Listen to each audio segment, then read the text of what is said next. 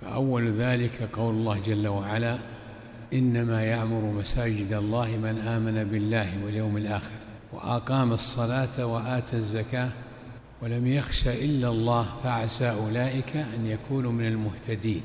وعسى هنا إيجاب، فهي شهادة من الله جل وعلا إن الذي يصلي في المسجد مع الجماعة مهتدي، شهادة من الله جل وعلا، ما هي من الخلق.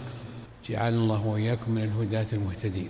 الأمر الثاني قال تعالى: يسبح له فيها بالغدو والآصال رجال لا تلهيهم تجارة ولا بيع عن ذكر الله وإقام الصلاة وإيتاء الزكاة يخافون يوما تتقلب فيه القلوب والأبصار.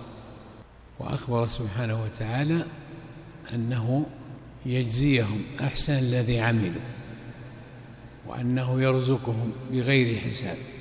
يجزيهم الله أحسن ما عمل، والله يرزق من يشاء بغير حساب. لا تلهيهم تجارة ولا بيع عن ذكر الله وإقام الصلاة وإيتاء الزكاة.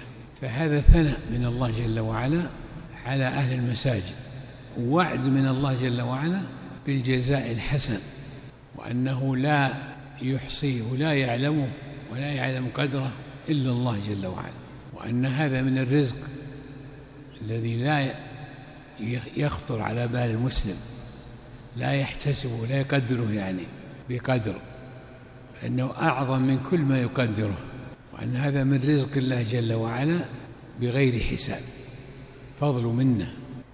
وجاء في الحديث الصحيح: 7 يظلهم الله في ظله، يعني في ظل عرشه، يوم لا ظل إلا ظله.